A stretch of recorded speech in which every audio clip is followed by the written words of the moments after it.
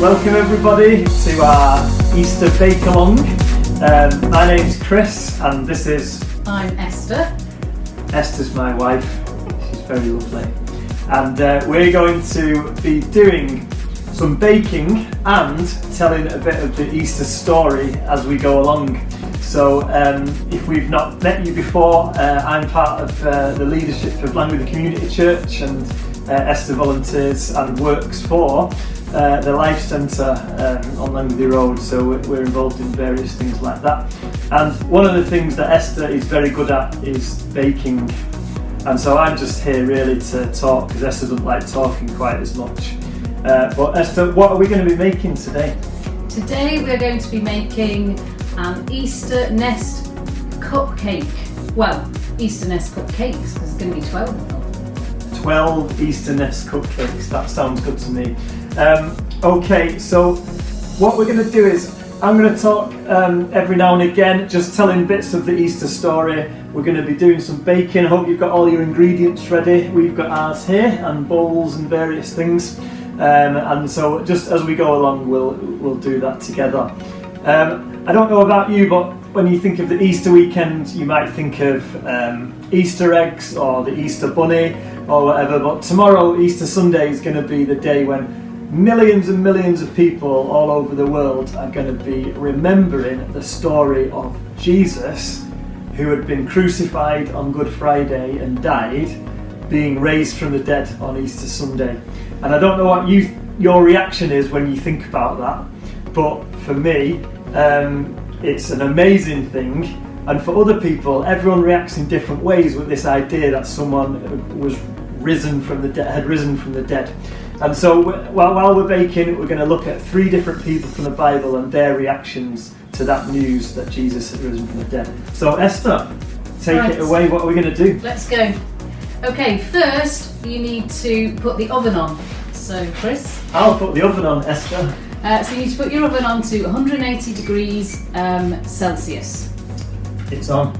Cool. And then next you need to take your paper cake cases and put them into your tin. So you can do that as well, Chris. And what's next after that?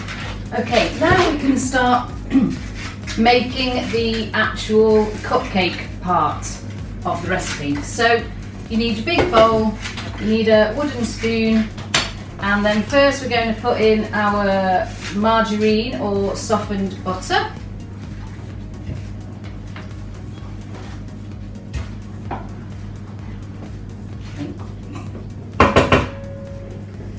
And our caster sugar. And then we're going to beat that together for a few minutes. What does it mean to beat it together? To beat, you're going to get your wooden spoon like this, and you're going to stir it. Perhaps I'll just go a bit closer to let people see. Okay. You need a bit of elbow grease in this part. Yeah. So what we want is the sugar and the butter to become all creamy and fluffy. So you're going to get, got to get your arm muscles going.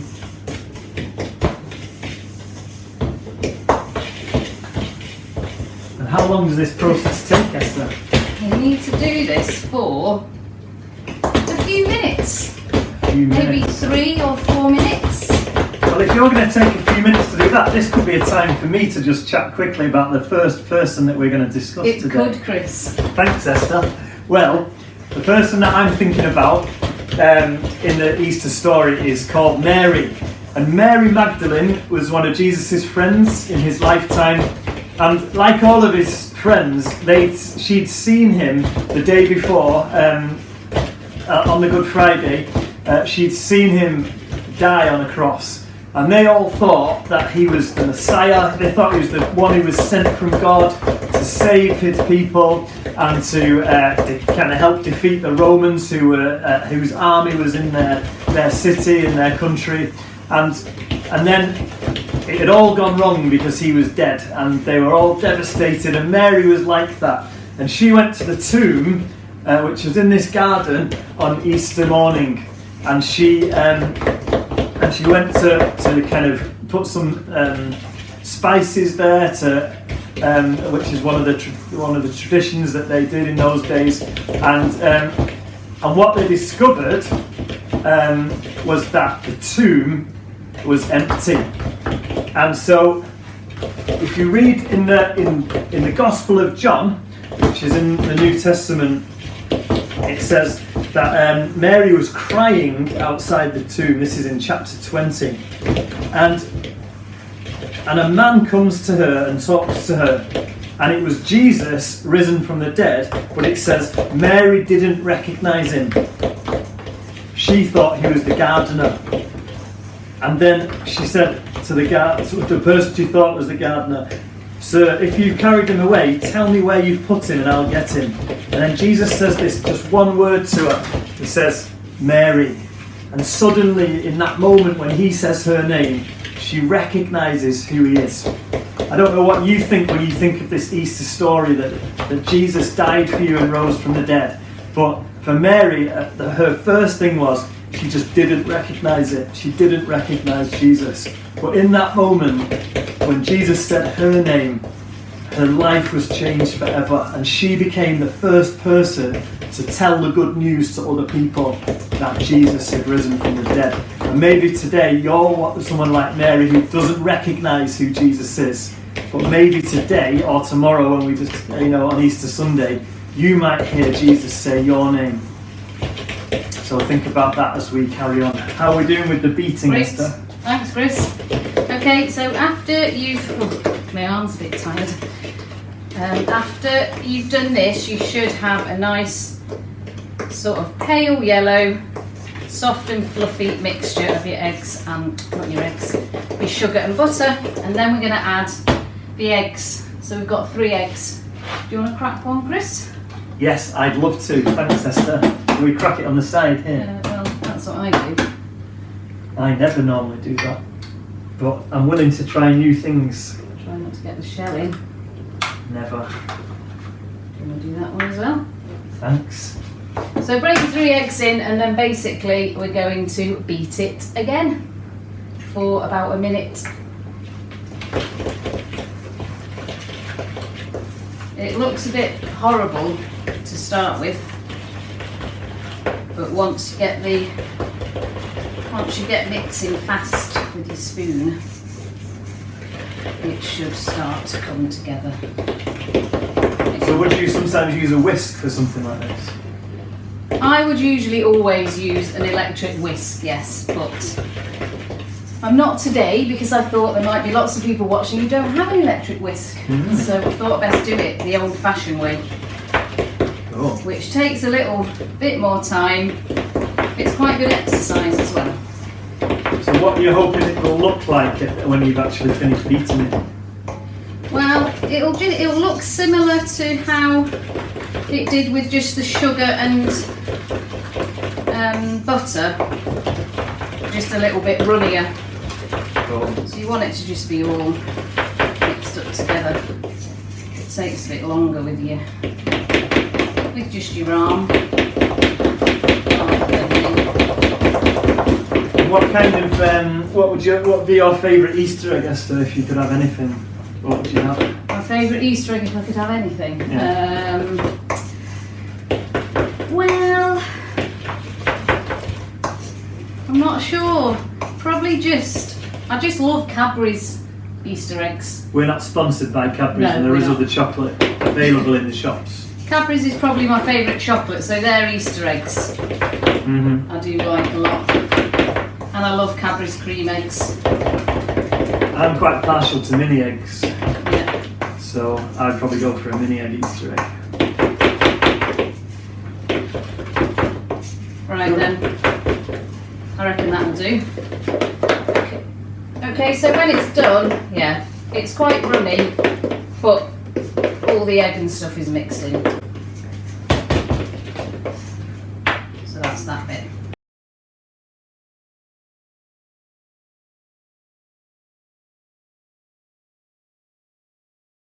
Okay, now it's time for the sieve. And Esther, what have you been sieving? Okay, well I've just been sieving my cocoa and flour into the egg, butter and sugar mixture. And do we do more beating now? No, we don't beat now. The reason we use the sieve is because we want to get as much air as possible into these cakes, because that's what's going to help them to rise up and be nice and fluffy once they're in the oven. So, because you've spent a long time beating in the air and also sieving in the air, you don't want to now do more beating with your wooden spoon, because you beat all the air out of the cake.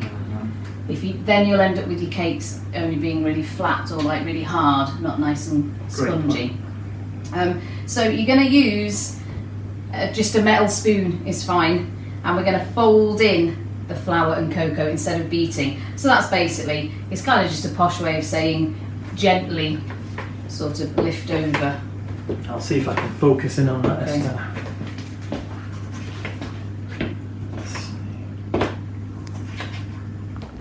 So just take your time with this, because you want to be gentle so it will keep all the air in, like I've said. Can you see that? So you basically just sort of, my home ec teacher at high school used to call it cutting and folding. So you basically cut down, flip over, cut down, flip over, and then you can keep moving your bowl round so that you get other bits. But try and be patient and don't just think, oh, I'm just going to mix it all round to get it done, because then you won't have the nicest fluffy cakes. And what are you hoping it'll look like for this bit then, once you, how do you know Can you you've done? see how it's coming together there? So it's basically going to look like a brown, thicker mixture once it's all in. And You can scrape it around the sides to get it all in. have we got enough time for me to talk about our second person? Or should we do that in a bit? Perhaps do that once we've got them in the oven, maybe. Sure. Do you think? Yeah. Okay. You could like do a dance or something. I don't think that's a good idea. Song, poem? Me and Esther didn't even have a first dance at our wedding, did we? No. We weren't really into dancing. Well, I don't mind a bit of dancing. I wasn't really You're into not dancing. much into dancing. Is it something that we need to talk about? I think we're all right. We're okay now. So, can you see that now? That looks more like a proper cake mixture now. And there, Yeah. it should plop off your spoon Plop off your pretty screen. easily. It's a very technical term. Is it? Yeah, it's what Delia says. I'm I bet it's what Jamie Oliver says. sure. Okay. There you go. Yours should look like this. Looking good. Nice and shiny, smooth, Plopping off. and sort of soft. Yeah, you don't want it really stiff. It should be nice and, well, not really runny, but just so it sort of falls off. Nice. There we go. So that's the cake part done, and we can now put it into our cases. So you can use the same spoon.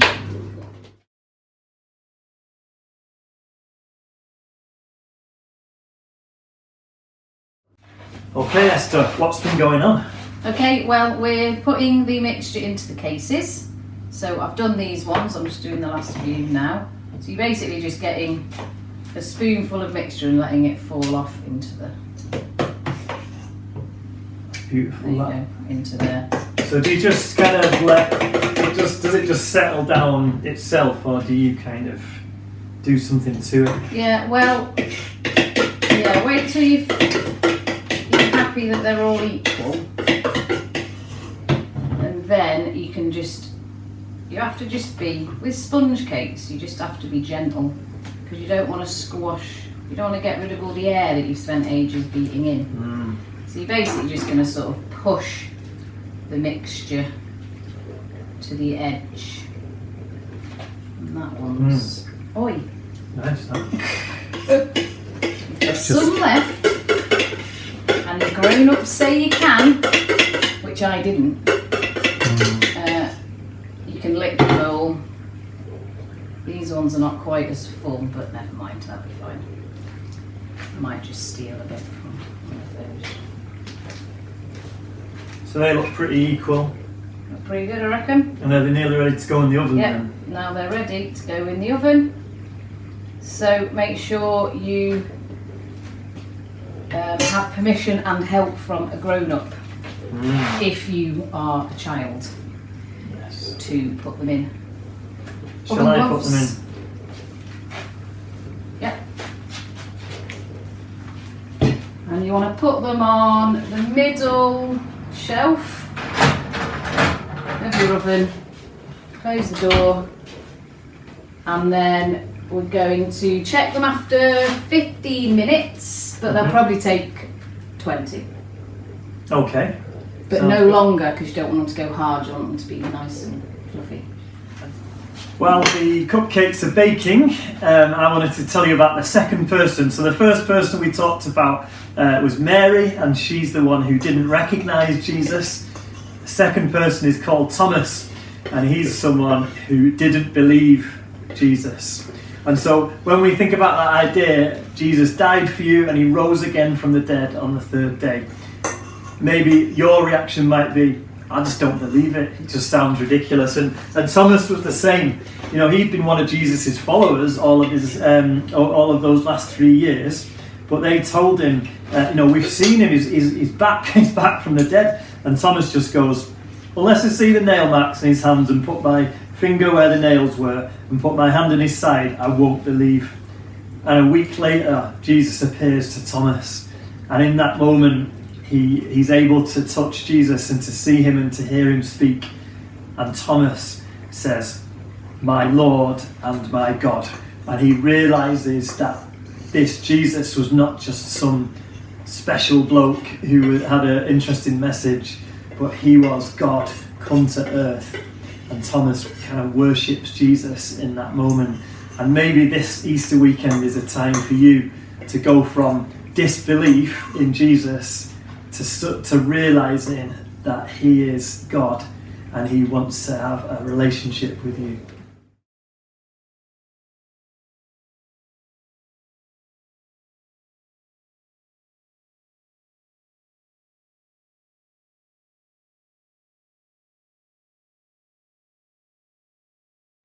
Okay, Esther, what's next? Right, well, the cakes are ready.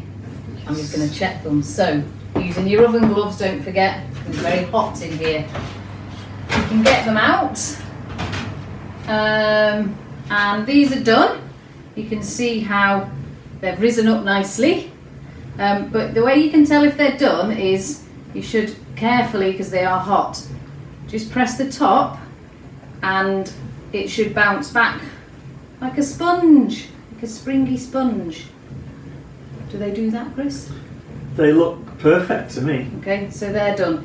If they seem too wobbly still, or when you press in it actually makes like a dent in it, then you need to put them in for a few more minutes. But these ones are ready. So I'm going to put them there. I'm going to shut the oven and I'm going to turn it off. Okay, so the cakes are done. So they need to cool now. While they're cooling, we will make the icing and the different things for decoration. If you've got a wire tray, wire wrap, then you can carefully, they are hot, so you might need help from a grown-up. Put them out on there, just because they cool quicker, because if they stay in the hot tin, they just take a long time to cool. Whereas if you stand them out, the cooler air can cool them down quicker. Ha! Do you want to do those three? Love to, yeah. And how long do we leave these for, Esther? Well, just till they've gone cold. You can't ice them until they've gone completely cold. Okay. But by the time we've made the icing and done all the other things, that should be fine. Great. See you in a bit.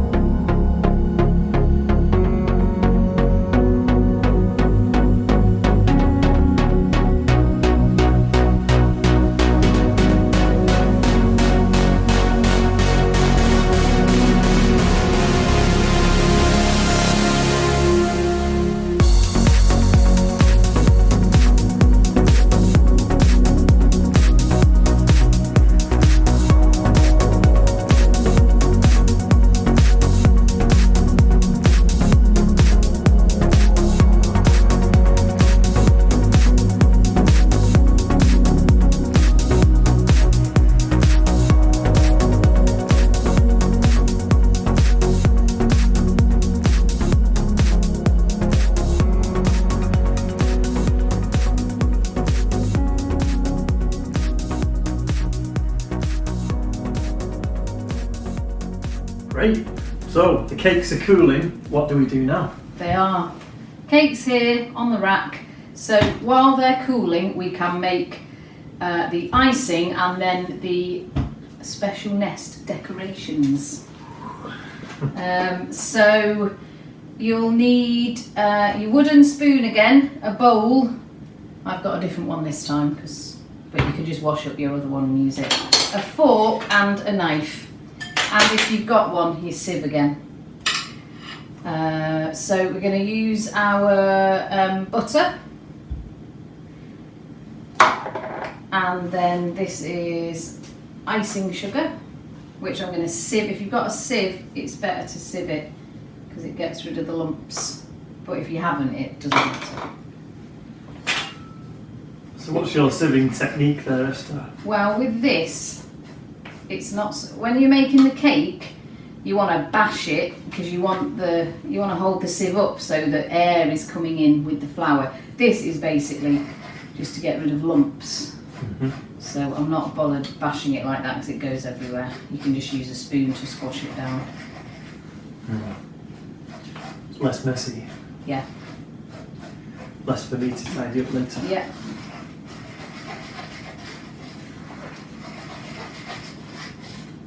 It's already making a mess, but hey, should have used a bigger bowl. But never mind. So this is all for the icing, is it? Yeah. Nice. We're going to cover the cupcakes in icing and then we're going to do the decoration on top of that. So this is buttercream icing. There's lots of different types of icing, but generally with cupcakes you put butter icing on. Mm-hmm. Or buttercream. I'm quite a fan of buttercream icing. Yeah. And it's pretty easy.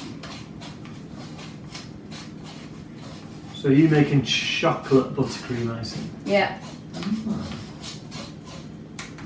So that's just butter, icing sugar, and then I'm going to add some cocoa.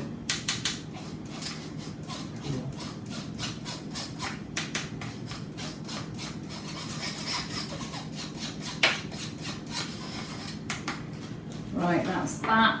Okay, and then we're just going to sieve in the cocoa. That you can just give it a shake.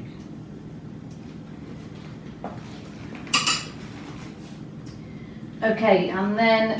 What are we doing with this one? Are we folding? Are we beating? Are we plopping?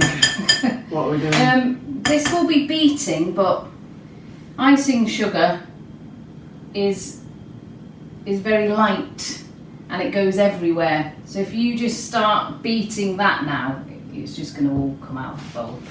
So it's best to start it off with your fork to just get the butter and the icing sugar a little bit mixed in. Mm-hmm. Before you go in with your wooden spoon to beat it hard. Okay.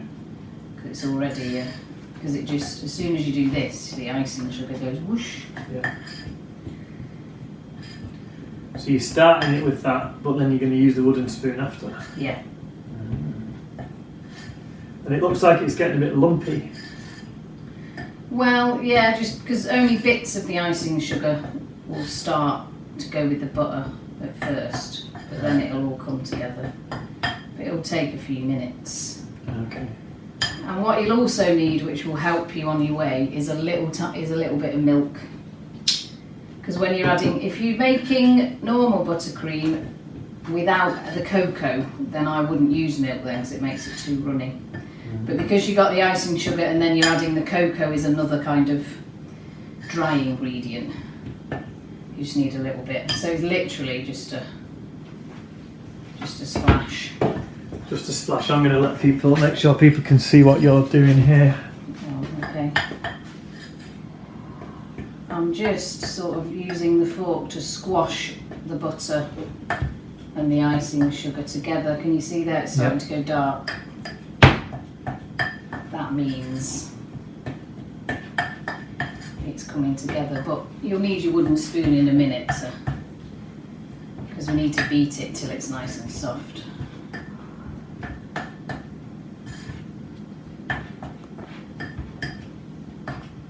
Right, there you go. I'm going to scrape that off there.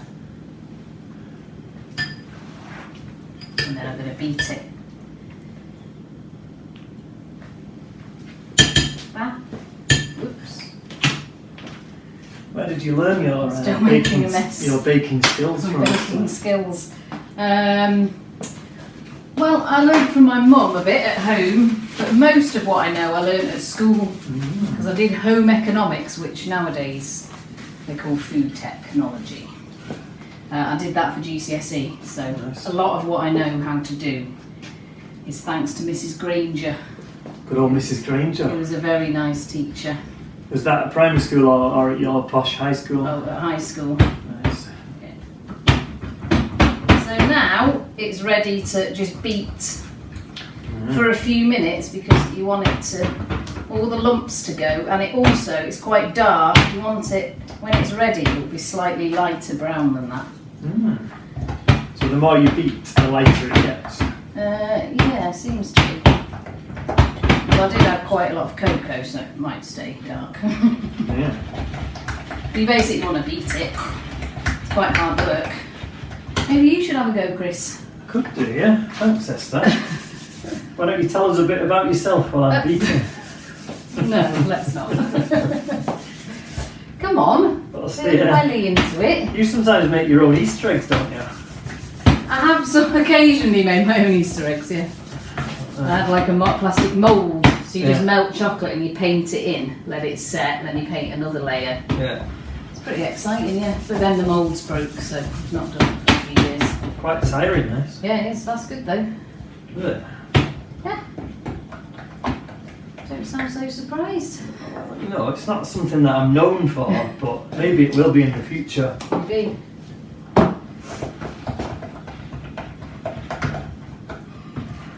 Is that looking Yeah, good? that's looking really good. So you can say it has gone a little bit. That's slightly lighter brown now, isn't it? It might just be my imagination, but it looks like it is. It might just because you've told me that it's going to. Well, But I believe you. I think it's thousands wouldn't, but you do. Yeah. So there you go. and now are you going to spread it onto the So another minute. cupcakes in a minute? Yeah. Well, we'll perhaps do the. Well, what should we do? Should we spread this on now, and then do the other decoration part, or? You're the baking master. So Well, perhaps when this is done, yeah. we'll set this to one side because it can just wait, Okay. Yeah. and then we'll do our next exciting part. Okay. I like what you're doing there. So there, it should be nice and smooth. Is that smooth enough for you? Or would you like it to be smoother? Well, my arm's a bit tired, so Yeah, I'm getting a bit tired just watching you. that's why I always use an electric whisk, usually. It's good exercise to do this. There you go. Fantastic. So it should be nice, yeah, no, just keep beating till you've got rid of your lumps, the lumps of icing sugar. So that should look nice and smooth and sort of be able to just plop off. Nice. Great. Right, so we're going to put that to the side because the cakes will still need a few minutes to cool. And you don't want to ice them when they're warm because otherwise the icing will melt and go funny. So the next bit we're going to do is to make the Easter nest part, which we're going to decorate. So we're going to put icing on and then we're going to decorate with an Easter nest. Nice. Even with a little chick. That is a beautiful thing. That is exciting. And some, of course, eggs.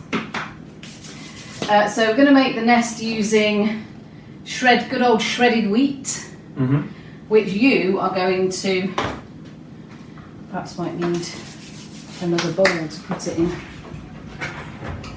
What am I doing, just breaking it up? So, yeah.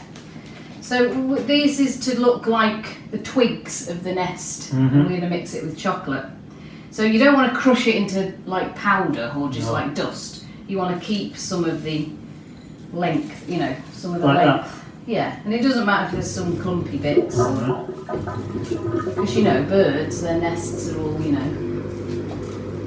very well made, but you know, they still look like they're branches and all that, don't they? Don't you think shredded wheat is the most boring, unlikely cereal? Like, when I'm even touching it now, I think, how could that ever be eaten? It feels like something that has fallen off a tree and has dried out over the last year in my shed. That is true. I quite like shredded wheat, but... What do you have? Do you just have milk on it, or do you have like sugar as well? No, I just put milk on. Oh, I can't imagine it. It's a very healthy breakfast. And it's going to make a very healthy cupcake, you see. It's got shredded wheat on. So does that like cancel out all the other bits? Probably. I always think that if I've had something like McDonald's, That's that then probably if I have some fruit, then that cancels it out. So it Yeah. can't eat. So it's actually been overall a neutral meal rather than healthy Well, or unhealthy. as long as you think that, buddy. Right there, so you want it, so a bit like that. You don't want it all to be like tiny pieces. Oh, I just had a bite of some shredded wheat. Oh. It's taken all the moisture out of my mouth. Take all the moisture out of your body, probably. You're not meant to eat it just on its own. I can barely move my tongue. Okay, so that's the shredded wheat. Then we're gonna melt this chocolate in the microwave, and then we're gonna mix it in. Just only do it for like maybe 10 seconds at a time before you check it and stir it. Because if you do it too much, the chocolate will burn, and then it will go lumpy and bitter and horrible. Wise advice from Esther Lane. Maybe while you're doing that, I'll tell people about our final character.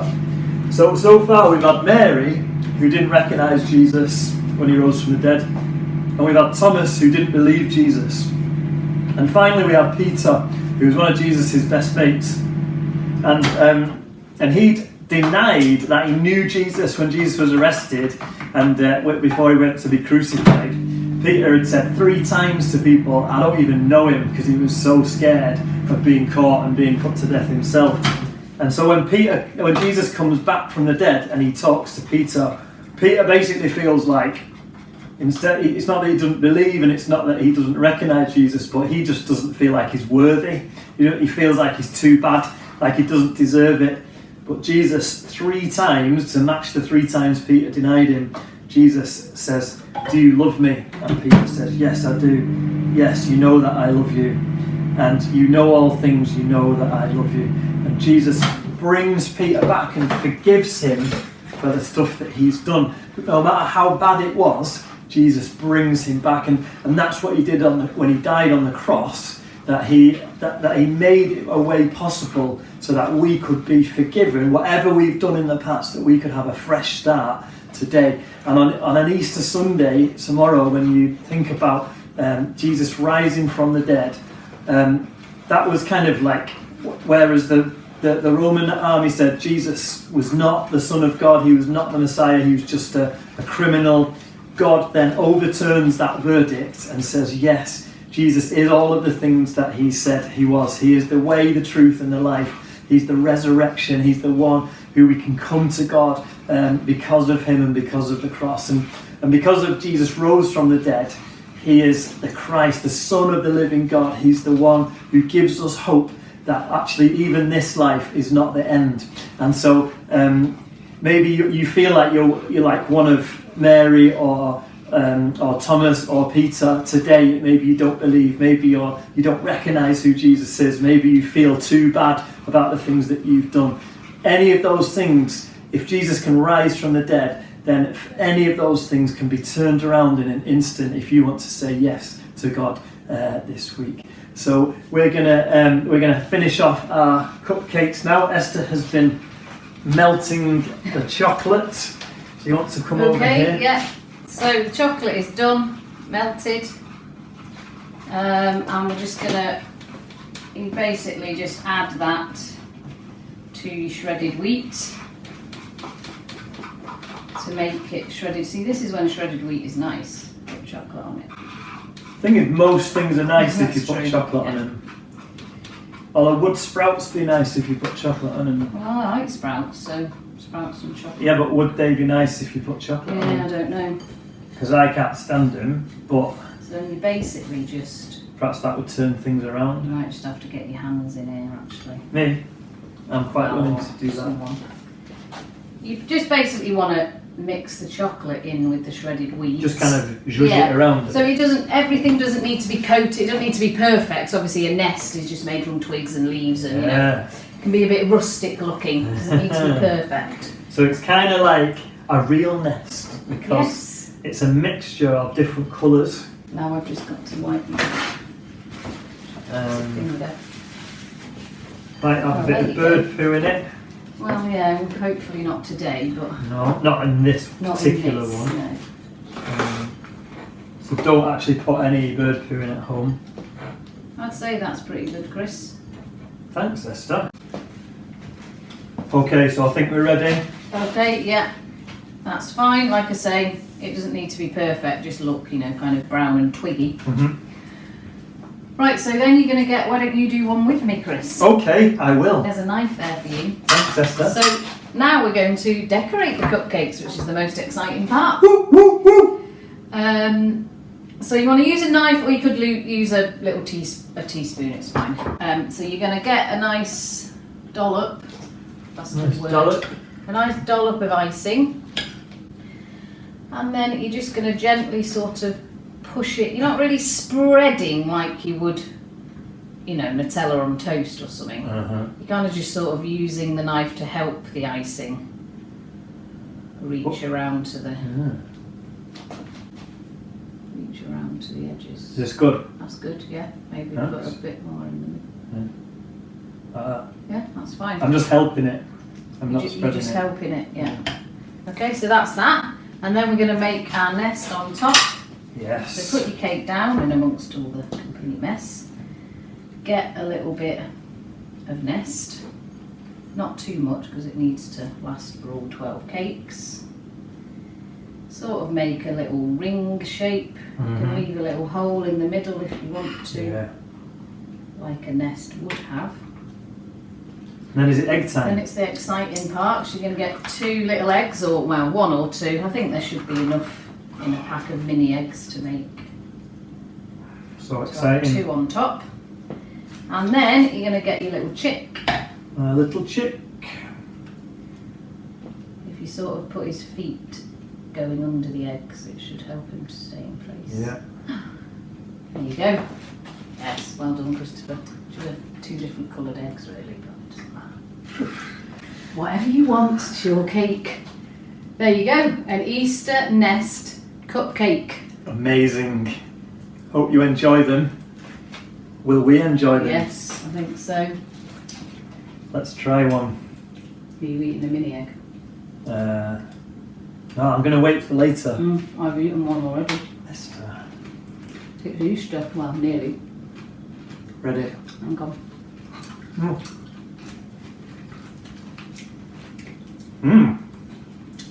I've heard that's pretty spectacular. Mmm. How's yours? But good. Cool. Bit of a chocolate rush, but it's good. Thanks for watching, everyone. We are Chris and Esther Lane. Maybe we'll start our own baking YouTube channel at some point with Christian content. If you think that we should be the new kind of Richard and Judy of daytime TV, do give us a bit of feedback. We hope you have a great day celebrating Easter tomorrow. Maybe like those people we told in the stories, Mary and Thomas and who's the other one called? Peter. Maybe you will hear the voice of Jesus speak to you and believe in him for yourself. And if you want to get in touch with us, we're at Langworthy Community Church and at Life Centre. If you want to know any more about either baking or Jesus, preferably both, that's the ideal for me. But thank you again for watching, and we'll see you soon. Happy Easter.